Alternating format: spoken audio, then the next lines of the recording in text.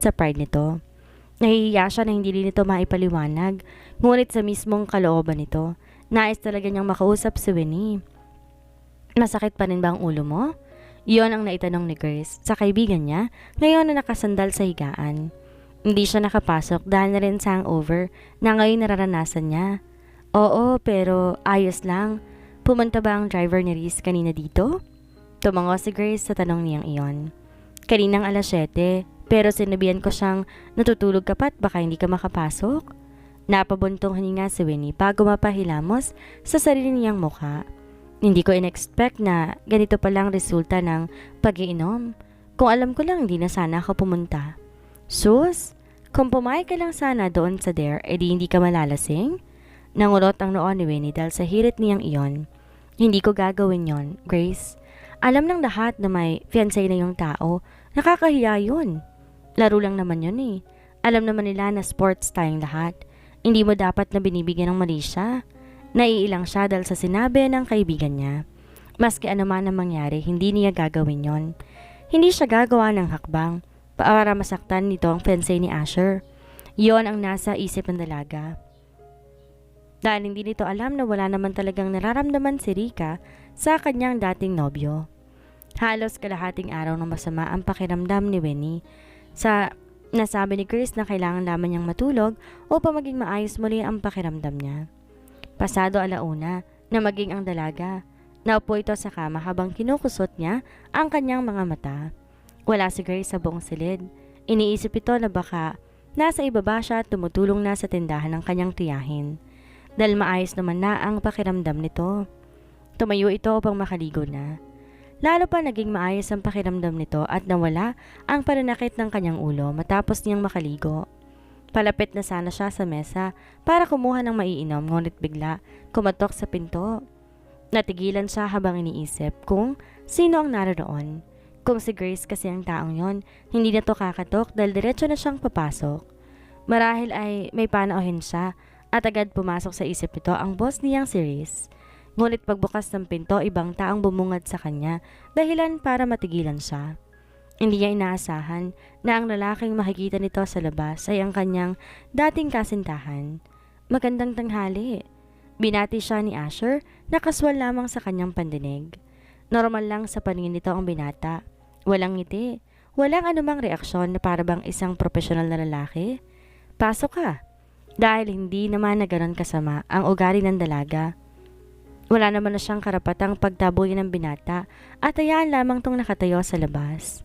Pumunta lang ako dito para kumustahin ka. Hindi pa man nakakaupo si Asher, yun ang sinabi niya. Nakatalikod ang dalaga kung saan patungo sana siya sa mesa upang mainom na. Maayos naman na ako. Yun ang naging tugon ni Winter bago nagpatuloy. Kumuha na nga ito ng maiinom dahil nais na niyang uminom ng tubig kanina.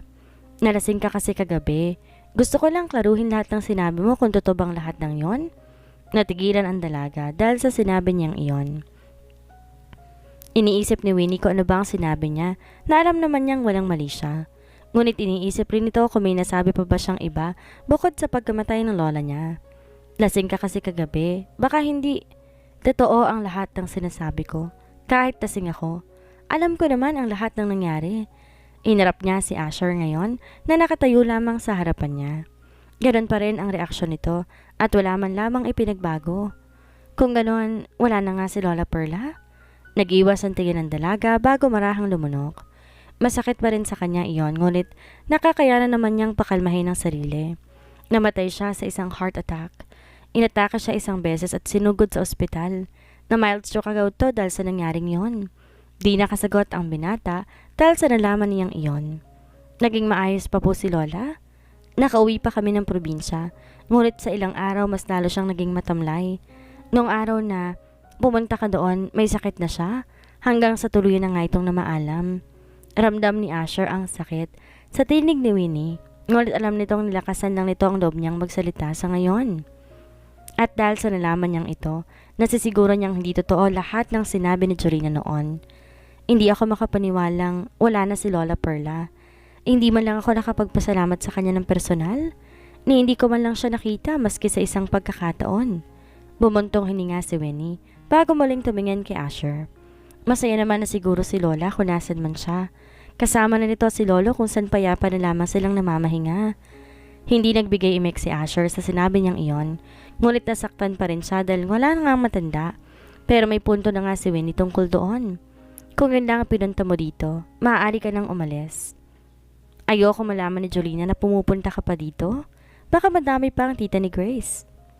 Nag-iwas mo rin ng tingin si Winnie, ngunit di man lang gumawa ng anumang kilo si Asher dahil wala itong balak umalis. I have one more question. Napahilamos si Winnie dahil sa narinig, ngunit hindi na nito ginawa pang tingnan si Asher dahil di mawala sa isip niya na baka anumang oras malaman ni Jolina ang naririto siya. Lahat ng sinabi mo sa akin noon, hindi ba't kasinungalingan lamang? Ginawa mo lamang yon para lumayo ako, hindi ba? Nanatiling iwas pa rin ang tingin ni Winnie, ngunit ang katanungang iyon ang siyang nagpabilis ng puso niya. Alam nito sa sariling hindi nga totoo yon. Hindi siya titigilan ng binata at mas lalo lang manggugulo ang kanyang ina na si Jolina. Bakit mo pa ba tinatanong yan? Mahalaga pa ba sa'yo kung totoo man o hindi iyon? Yes. Naparunok ang dalaga sa diretsong sagot niyang iyon. Di niyata niya kaya pang maging matapang sa ngayon dahil sa presensya lang ni Asher nang hihina na siya. I cannot still get over about it. Lalo pat nalaman kong may sakit noon si Lola Perla. I just want to know the truth. Oo na. Huminga na malalim si Winnie bago tiningnan sa matang binata. Nagsinungaling nga lang ako. Ano naman ngayon? May magagawa ka pa ba kung malalaman mo ang totoo? Baka nakakalimutan mo, ikakasal ka na. Kumuyom ang kamao ng binata dahil sa sinabi niyang iyon. Nag-iwas siya ng tingin at tuluyan na naging klaro lahat ng nangyari sa kanya. Hindi tumitigil ang nanay mo. Lahat ginagawa niya para lang maghiwalay tayo. Hindi ka makapaghanap ng trabaho noon dahil sa akin. Hindi ako pumasa sa board exam. Kinuha ni Jolina ang titulo ng lupa. Lahat ng pera nasa kanya. Pinalayas niya kami doon mismo sa tinitirahan namin ni Lola. Sabihin mo, anong gagawin ko kung ganoon nga ang nangyayari? Dahil sa sinabi niyang iyon ni Winnie, halos matigilan ng husto si Asher dahil ang buong akala niya, si Winnie mismo ang siyang nagbenta ng bahay ng nanay niya. Hindi nito alam sa pilitang nangyari yon. I didn't know that. Alam ko. Natawa ng mapait si Winnie. Ang iniisip ko lang naman kasi sinaktan kita. Na ginawa ko lang yun dahil kagustuhan ko. Alam mo, wala akong ginusto ni isa doon. Wala lang talaga akong ibang choice. Tumango si Asher. Tinangka niyang lumapit sa dalaga. Ngunit umiling ito. Umalis ka na. Ayoko na ng gulo. Just tell me. Si Mommy bang rason kaya inatake si Lola Perla? Masama ang loob ni Winnie habang nakatingin kay Asher. Na sobrang sama ng loob. Kusa na lang umagos ang luha sa isa nitong mata. Mabilis niyang pinunasan iyon bago siya nag-iwas ng tingin. Wala akong sinisisi sa nangyari. Ngunit kung pakakaisipin mong nangyari nung araw na iyon, hindi malayo na yun nga ang rason. Hindi na muli pang nagtama ang kanilang paningin. Nagmamatigas ang dalaga dahil alam niyang mali na nagtungo pa dito si Asher. Ngunit alam niyang tama siya sa sinabi nito na lahat ng katotohanan. Winnie's POV. Matapos ang pag-uusap namin iyon ni Asher, hindi na muli pa ako nagsalita ukol sa ibang nangyari at pinagdaraanan ko. Alam naman niya kung gaano ka-importante sa akin si Lola at nasisiguro kong may ideya na. Ito. Lumisan to ng apartment dahil sa kanya nung araw na iyon. Pinuntahan ko si Grace at sinabi na may pupuntahan lamang ako. Hindi ko na sinabi ko saan ako pupunta dahil na rin sa pagmamadali. Ayoko na muna makausap si Asher. Siguro naman sapat na sa kanya lahat ng sinabi ko. Hindi ko na kailangan pa na isalaysay lahat ng pangyayari.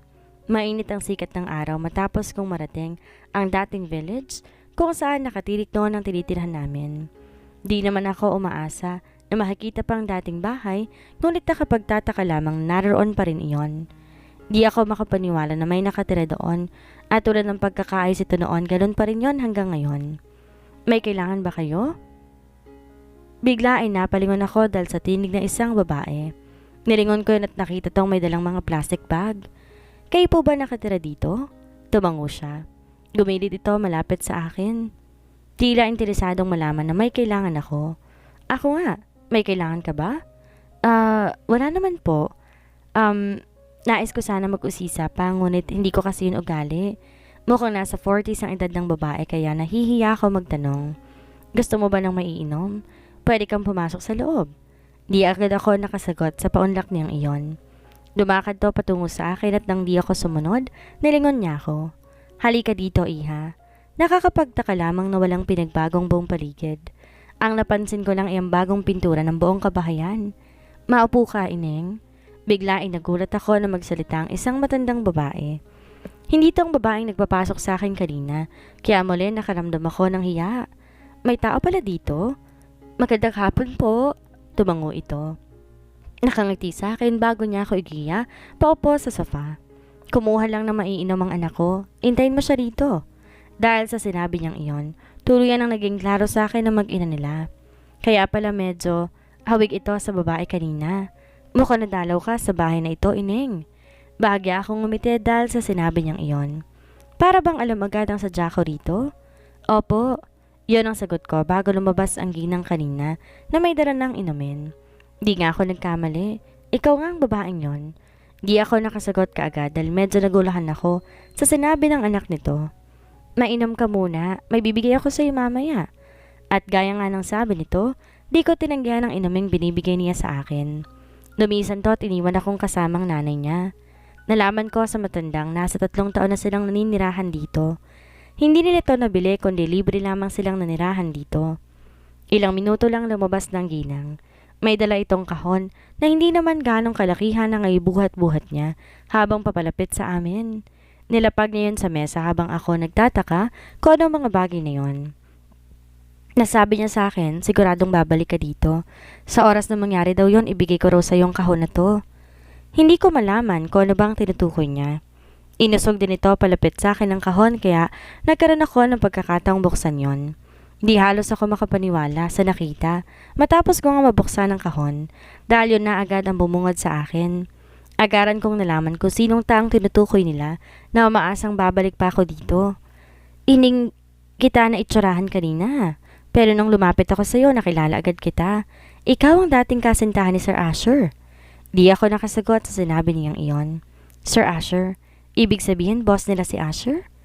Nagtatrabaho kami sa kanilang kumpanya. Janitor doon ang asawa ko at scholar naman ang anak ko. Mabuting tao ang batang yun. Tinutulungan niya kami, tinahiyaang tumira ng libre dito. Basta't malinis lang ang buong bahay. Di lalo ko nakipagbigay komento sa sinabi niyang iyon. Kung ganun pala sila ang nagmamay-ari ng bahay ni Lola? Pero paano sa Jolina? Pumayag ba siyang wag ibain ito? O wala lang alam ang mommy niya sa nangyayari? Ang sabi ni Asher kay Ma'am Jolina, nangungupahan lang kami dito. Pumayag ang mommy niya dahil yun ang sinabi nito pero hindi totoo yon. Nasabi sa amin Sir Asher na importante sa kanyang bahay kaya hindi siya pumayag ibain to. Dahil sa nalamang yon, para bang may kung anong mainit na bagay ang humaplos sa puso ko dahil sa pagpapahalaga ni Asher sa bahay. Siguro nga para sa akin ang bahay na to ay ang siyang pinakamalagang alaala na iniwan sa akin ni Lola. Kung alam ko lang noon na mawawala siya, di na sana ako pumayag na ibenta niya to. Baka hanggang ngayon pagmamayari pa namin ang bahay ni Lola. Ang sabi ni Sir sa akin, marami raw magagandang alaalang nabuo rito. Hindi niya yon kayang bitawan. Hanggat nakikita niya daw nakatayo ang bahay na to. Pilit niyang aalalahanin ng masasayang alaalang yon. Hindi ko alam kung ba't nasasaktan ako. Marahil dahil alaala na nga lang lahat ng yon. Kung babalikan ko ang masasayang alaalang yon, baka buong araw na naman muli akong iiyak. Marami pong salamat sa pananatili dito. Ngumiti ako matapos sabihin yon. Tumango ang ginang habang nakangiti naman na sa akin ng matanda. Wala namang problema yon.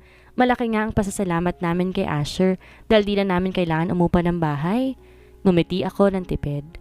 Hawak ko ang kahon ko sa nakapatong lang yon sa kandungan ko. Di ko yung tuluyang binuksan pa dahil alam ko naman na kung anong nasa loob nito. Pero aaminin kong may kakaibang galak na nararamdaman ako. Pakiramdam ko importante pa rin ako kay Asher kahit na ikakasal ito kay Rika. Nang araw na yon, dala kong umuwi ang kahon na binigay sa akin ng ginang. Alam kong di yun natago ni Asher dahil may mga bagay yun ay parte lamang ng aming nakaraan. Nagtaka pa nga sa akin si Grace na makauwi ako eh. Pasado 5:00 na makakita ko sa aming apartment. Naroon siya sa loob habang inaayos ang hapunan namin na bigay daw ng kanyang tiyahin. Ano yung mga dala mo? Pinatong ko yon sa gilid ng kama bago ko umiling. Nagtungo ako na mesa para kumuha ng maiinom habang siya'y sinisipat ang dala kong kahon. Saan ka ba nanggaling at may dala ka ng kahon? Sinilip niya yon habang umiinom ako. Di ko naman siya pinigilan sa ginagawa nito, dahilan para masilayan niya ako ng bagay na nasa loob. OMG! Napailing ako sa naging reaksyon nito, dahil mukha ni Asher ang nakita niya. Kinuha niya na yun at nilabas ng mga litrato. Ang laman ng kahong iyon ay mga litrato na pinaprint niya nung kami pa. Yun ang mga larawang nakapaskil sa kanyang silid noon, kung saan tinulungan ko siyang disenyohan ang kanyang silid. Ibinalik ba sa ito ni Asher? Umiling ako. Nanggaling ako sa dati naming bahay. Sinubukan ko lang magtungo doon. Hindi ko naman inaasang nakatayo na palang bahay. Yung bahay na binenta ng lola mo? Tumango ako. Pagmamayari niya ng mga Saavedra, pero mukhang si Asher na ngayon ang nangangalaga nito. Kunot ang noo ni Grace at mukhang nais pang mag-usisa sa akin. Ngunit nagtungo na ako sa aking drawer para kumuha na ng damit. Maliligo lang ako. Iniwali ko si Grace sa pwestong iyon habang patuloy niyang niluluwal ang mga nasa kahon. Mga larawan lang iyon na kinupasan na ng panahon. Hindi ko lang yun nais tingnan pa dahil nga nakaraan na. Sa lumipas pang araw, hindi na masyado nagkukrus ang landas namin ni Asher. Kung alam kong magkikita kami, ako na mismong iiwas upang di na dumating ang punto na mag-uusap pa kami. Isang buwan na nagdaan simula na magtungo kami dito. Madalas na napapabisita si Asher sa kumpanya ni Riz, ngunit hindi ko hinahayaan na magkausap kami. Siguro nga, napapansin itong pag-iwas ko dahil kahapon lamang, muntik ko siyang makasalubong. Ngunit tumihis ako ng daan para hindi ko na naman dapat puntahan. Ayoko na lang talagang magkaroon kami ng pag-uusap. Ano bang nangyayari sa'yo? Kunot ang noo ko kay Grace dahil ilang beses itong nagpabalik-balik ng banyo. Halatang masama ang pakiramdam niya.